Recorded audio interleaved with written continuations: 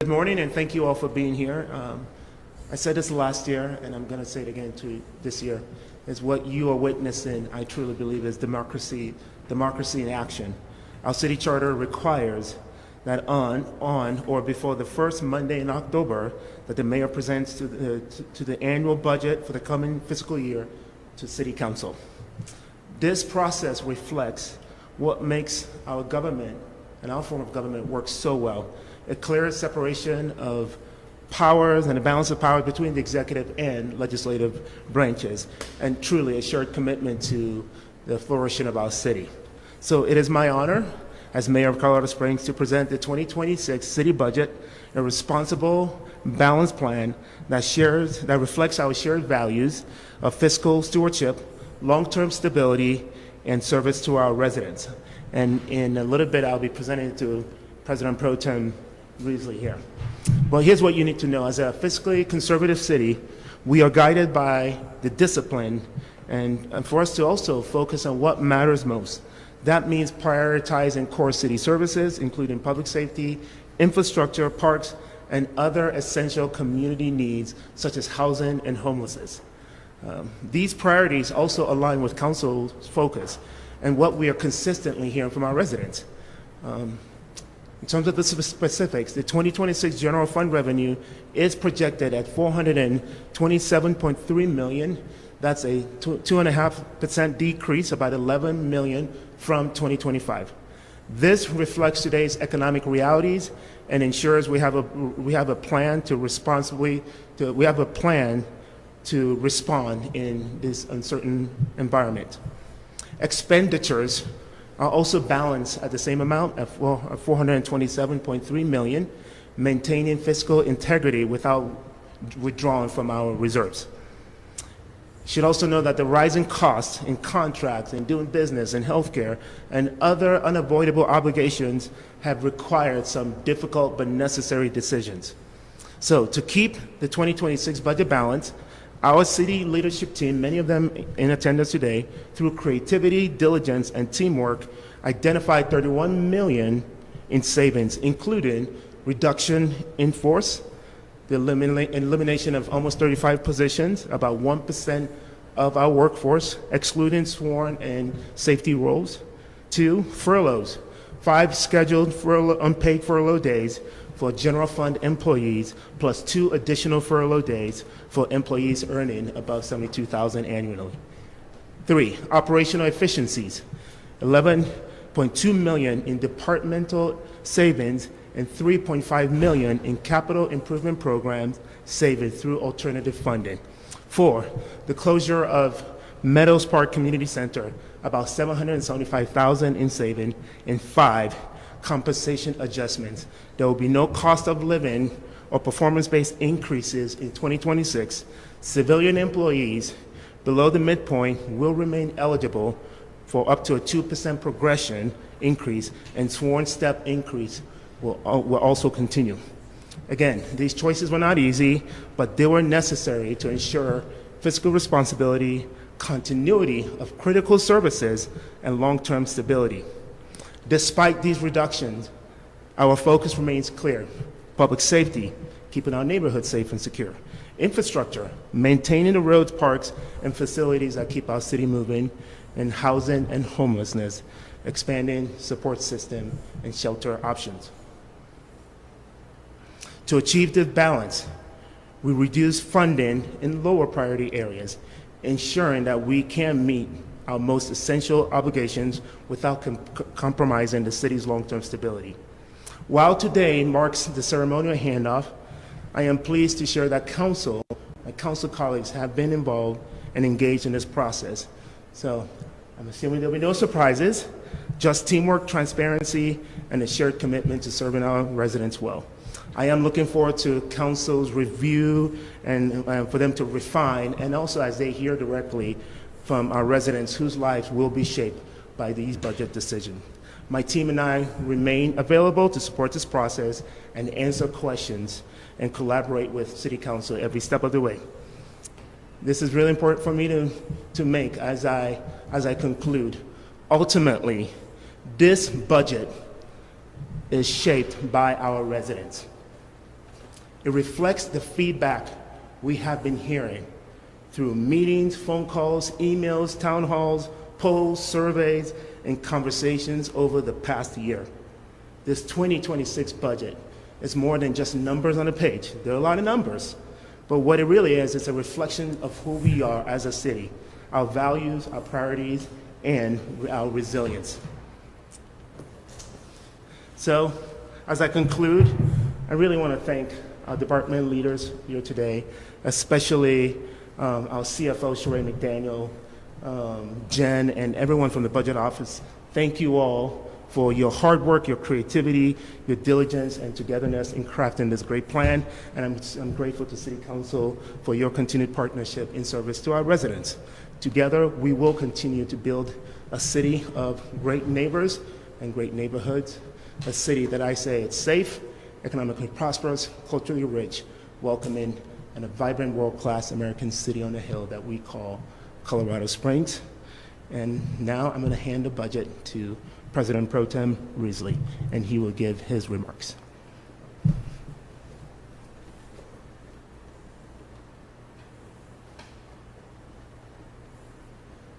Can you look this way, Mayor? Thank you. Thank you. Thank you. Yeah. Pretty cool, huh?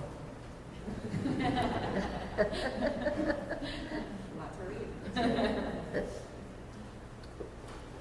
Well, thank you, Mayor, and thank you all for being here this morning. First and foremost, I do want to thank you for always providing us some light reading, especially when it's getting a little cold and rainy outside. It's great to have something to study. So we're excited about that.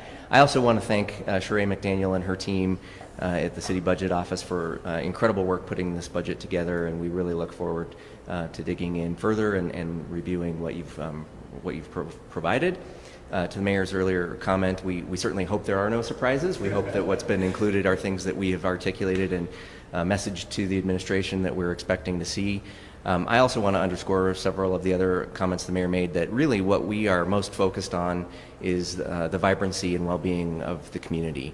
And to that point, public works, public safety, parks, and similar services are really first and foremost in our thought process and what we're focused on.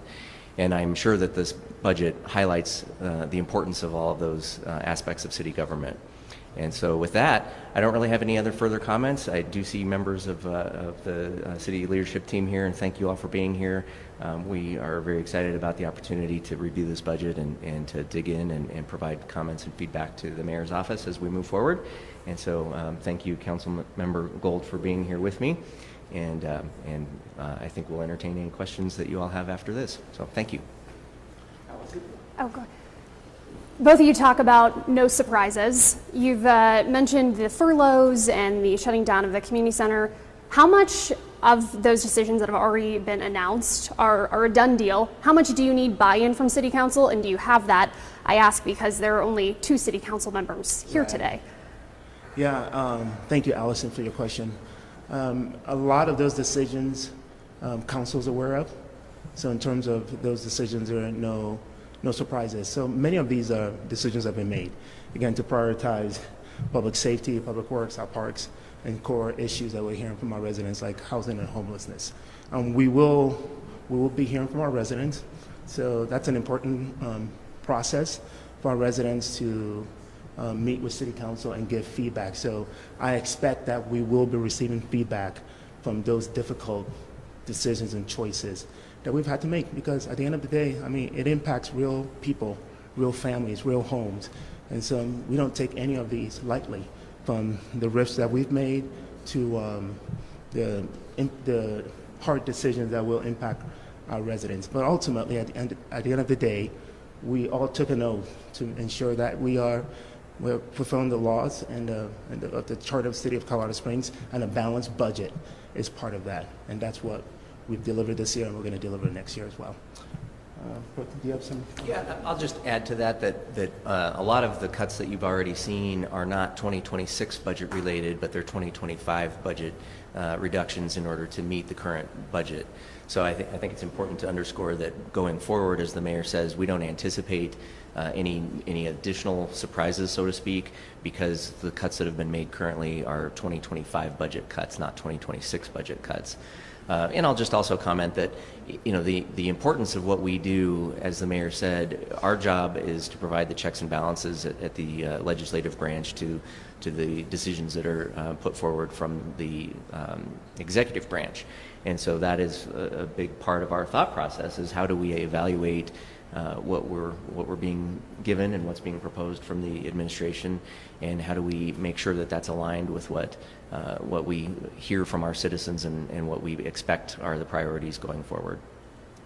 And so just clarify, those furlough days reduction in force, that's for 2025 or 2026? Not all. So the cuts that President Pro Tem is talking about, some of the reductions are for 2025, and we're going to carry those over to 2026. Now, there's some specific strategy, like the furlough days, that are 2026. They don't impact 2025.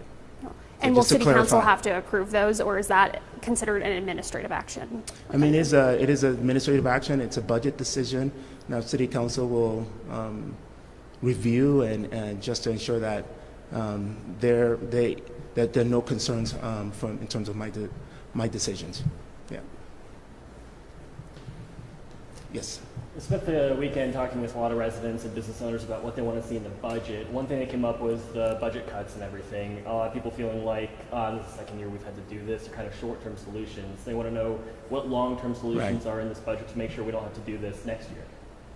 I'd say in terms of the long-term solutions in the budget, that is not necessarily the 2026. You're not going to see that in any line item in 2026. However, as your elected representative, we've already begun conversation on how we can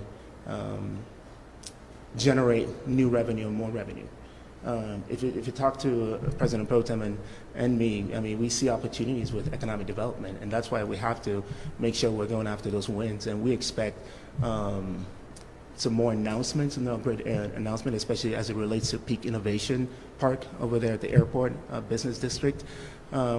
But beyond that, we are going to engage conversations around making sure that we perform a fee audit to make sure that the city is collecting. We're not in the business of making money from the backs of our residents, but we want to make sure that we're able to cover all our costs in terms of services. And we've talked about a potential future public safety sales tax increase initiative. We don't know if we're there yet, but we do plan to meet and to talk about more revenue generating ideas. In fact, I told President of Council that we need a half-day retreat to spend an ample amount of time to really start to wrestle with these ideas. And all of Council is activated and engaged in the process of generating new revenue. So that's a great question. Do you have any perspective? Yeah, the mayor is right that so much of our tax revenue is derived from sales and use tax. And that's one of the reasons why I've been so focused on growing the economy and creating economic prosperity in the communities, because as we grow the economy, sales tax revenue increases, which means that we've got more dollars to work with when it comes to funding critical city services. So that's a very important aspect of what we do. The other piece of it is obviously trying to be as efficient with government as possible to make sure that the dollars that are entrusted to the city are stretched as far as we can stretch them. And that's one of the reasons why we are so focused on efficiencies and trying to make sure that the departments are run as efficiently as possible and as smartly as possible. So that's the other side of the equation.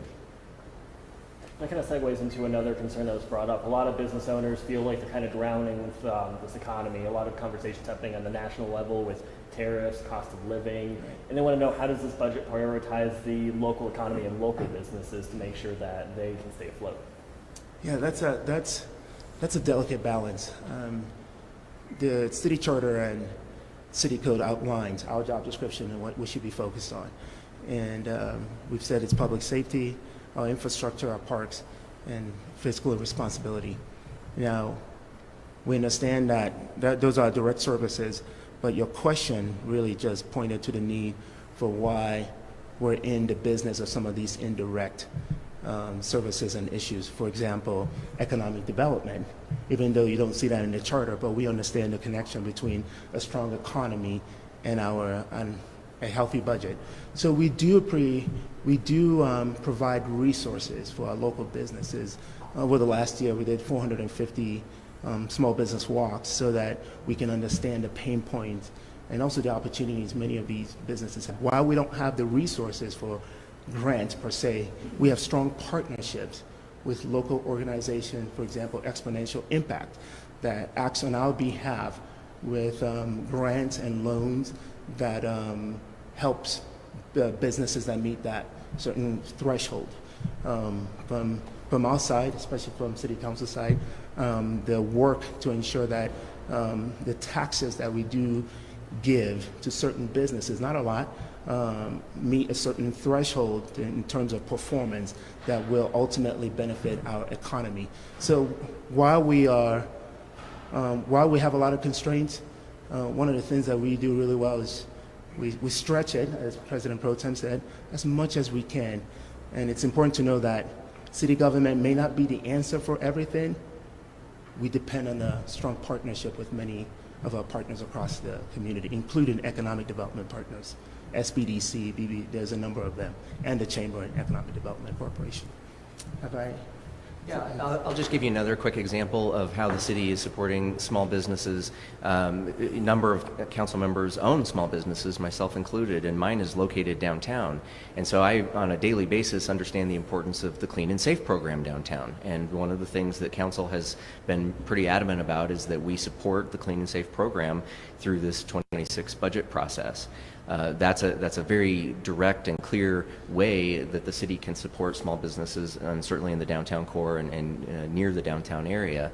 And when you've got a lot of vibrancy and a lot of excitement and people feel like they can come downtown and spend their dollars and do it in a safe way with their families, that's a huge driver economically for our community. And again, that's a reason why City Council has really wanted to support that program, to make sure that people are comfortable coming downtown and that small businesses feel like they're being taken care of in the downtown core.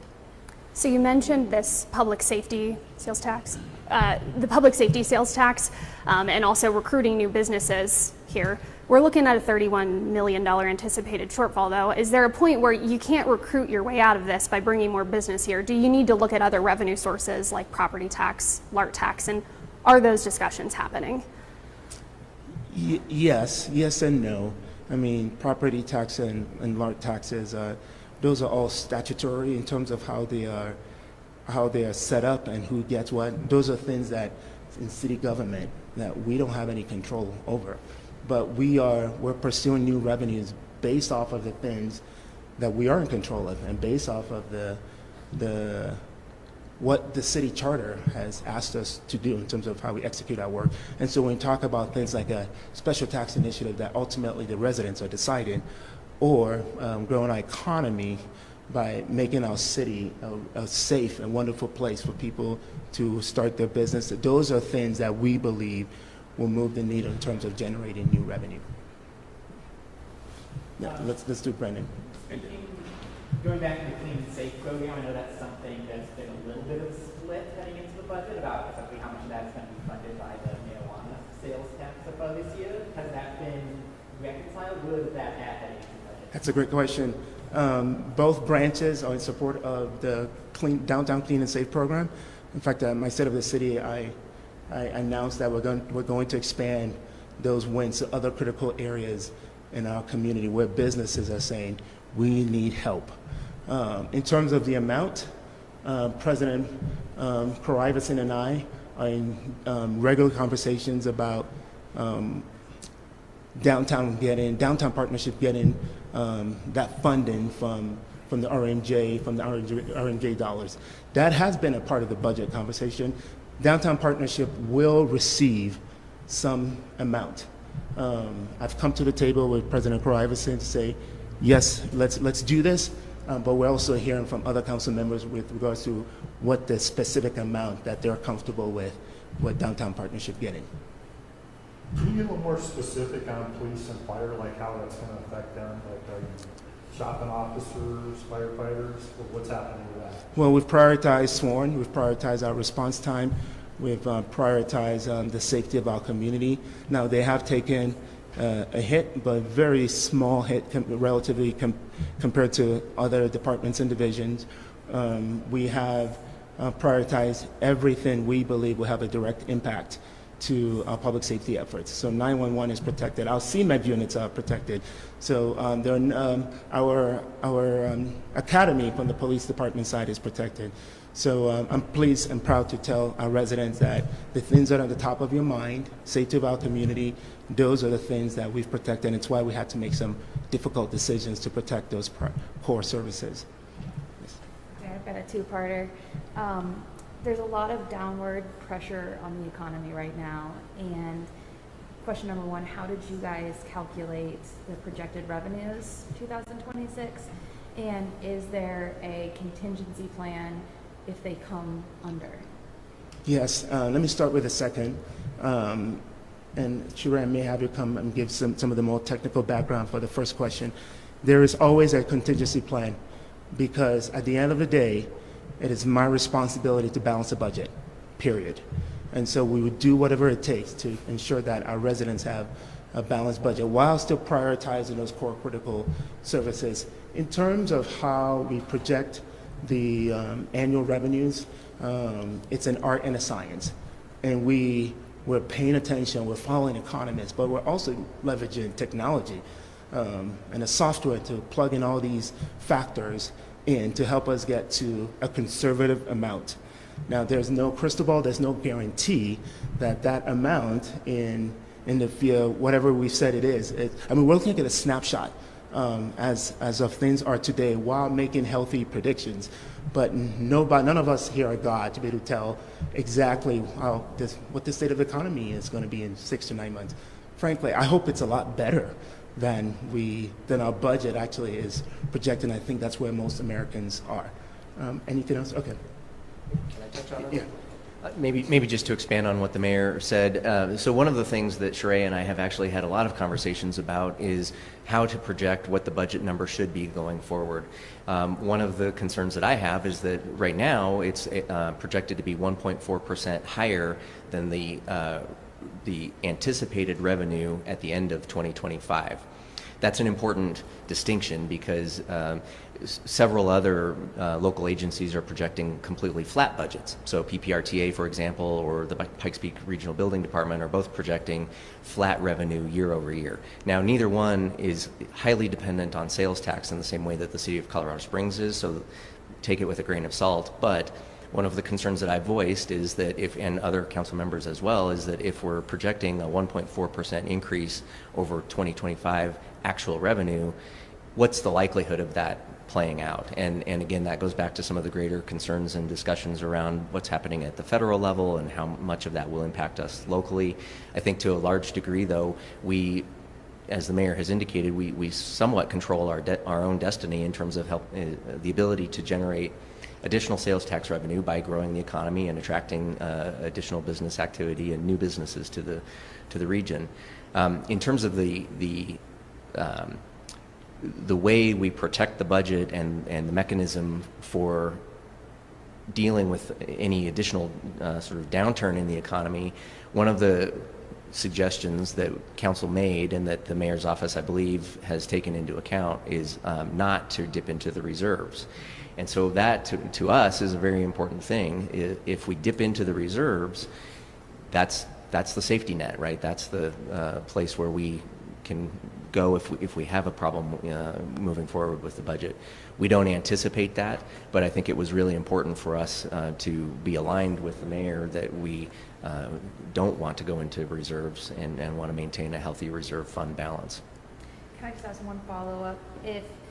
If there's concerns about the projected, if there's maybe like concerns over the projected revenues and balancing that budget, is city council at all considering making further cuts to bits of, I know you haven't seen the budget, but. I don't want to speak on behalf of my colleagues, but I think that there is concern, at least among a number of us, about what that looks like going forward. And I don't know that I don't think, my sense is that a lot of us are not overly concerned because this is a fairly conservative budget, and the approach taken so far, I think, has been measured.